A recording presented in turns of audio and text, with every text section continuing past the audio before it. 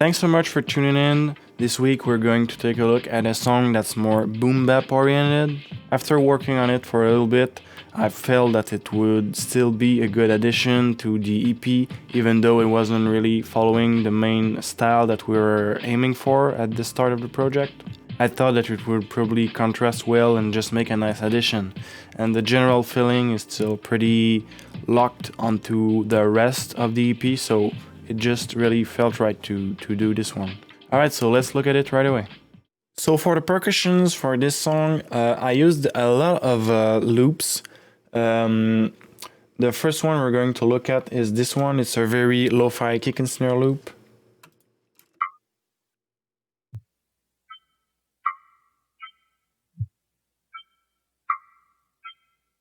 Very low in the mix, just giving a cool little texture to the drums. I'm using quite a bit of filtering on it too, filtering automation. There's a bigger impact at the beginning of the song. And the other loop, this one is pretty much the meat and potatoes of the drums. This one is very important. It's classic boom bap type of beat.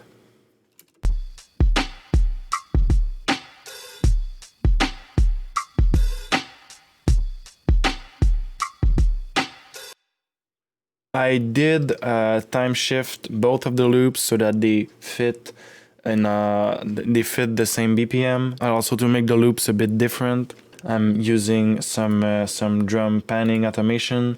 It's just Panman from Sound Toys, and it's just making the drums keep them moving around. Next, I have some claps track. They're layering the snare. I quantized them so that they're all different. So all the clap tracks are not happening at the same time. So they're all unique samples.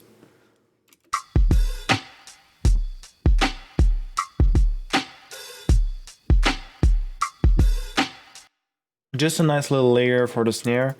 And next, I have this hi-hat track. I didn't use a sampler to make it because I needed to do some time stretching on some of the hits.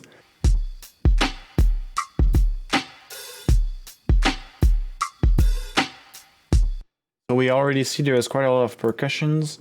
There's also this cymbal here. I'm using some panning automations just to make it shift from left to right every time it's hitting. There's also a bunch of delays on it and some reverb.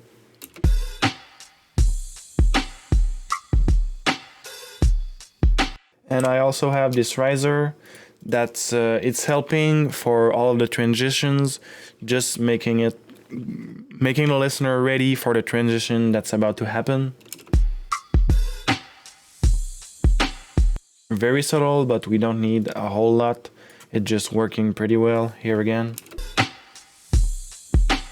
Just a nice little rise. And that's pretty much it for the drums.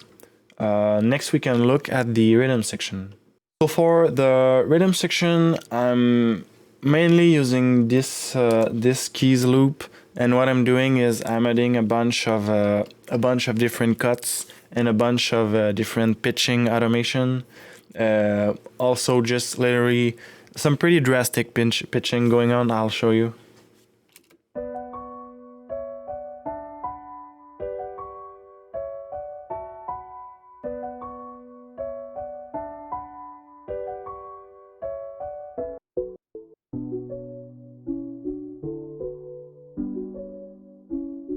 So that went 12 notes lower, pretty drastic, but I think it added a nice little drop to the song at this point. And then I'm also using this bass track.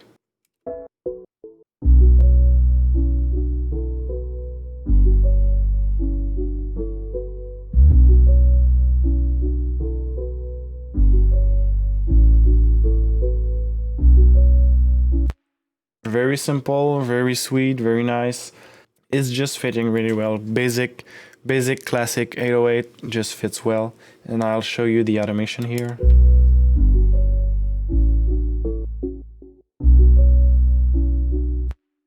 So now it's kind of missing something, but with the rest of the track, it's building up a new impact at this point.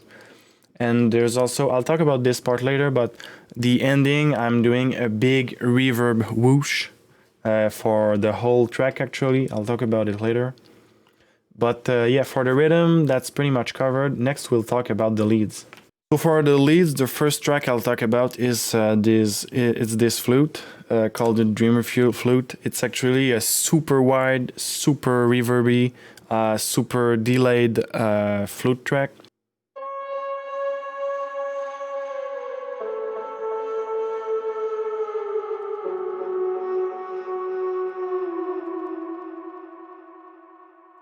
So it's super wide, gives a really unique vibe to the song.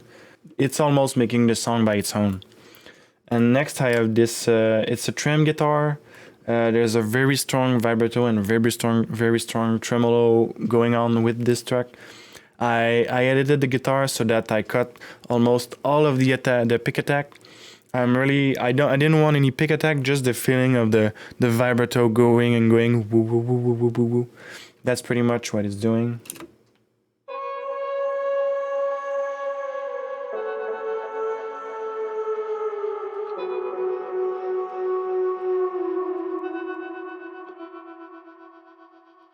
And we have a double of this guitar here. This one is very subtle, very low in volume, and what it's doing is that I automated it so that it's moving from left to right non-stop and very low volume. Just adding a little bit of a texture to the main guitar.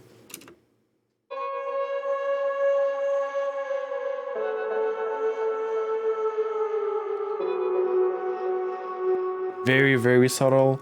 Normally I would talk about the ambience, but for this song, with all the delays and all the reverb already going on, I didn't need much more ambience, so I didn't add any. So we'll jump right to the highlights instead. So the first track I'll talk about for the highlights is this flute here. It pretty much has the same processing as the flutes I just showed in the leads. Just layering over everything else, just a nice little touch.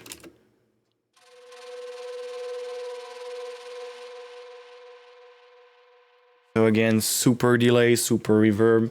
And I have this, those are actually from, those are menu sounds from Final Fantasy VII.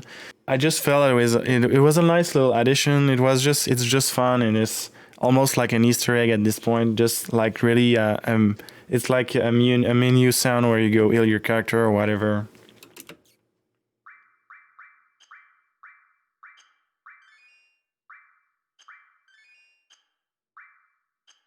And it's pretty much it for the highlights. Now there's this track here. I talked about it earlier. The sound is ending with a super wide reverb share that all the tracks are basically sending to this reverb track, and it's just ending on a super long tail. So I'll show how the end goes.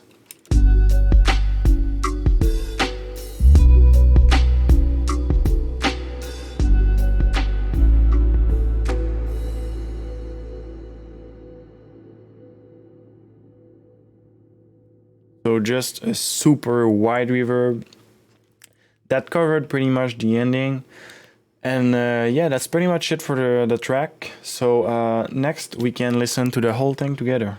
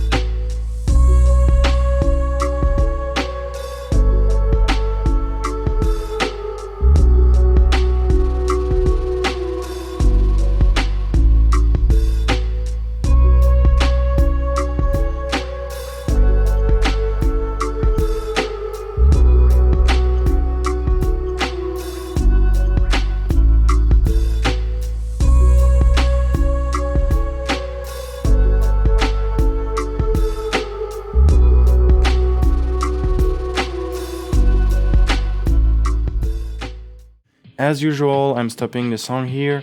The whole versions will all be available when I release the full EP, but for now I'm only gonna show parts of them. Alright, so we had a song a bit different this time, but I think it's still a nice addition and it still has a good vibe that fits the EP. It's nice to have at least one song that's a bit different compared to the others. We don't feel like each song has been written using the same rinse and repeat formula. Alright, thanks so much for watching and I'll see you next week for the next song.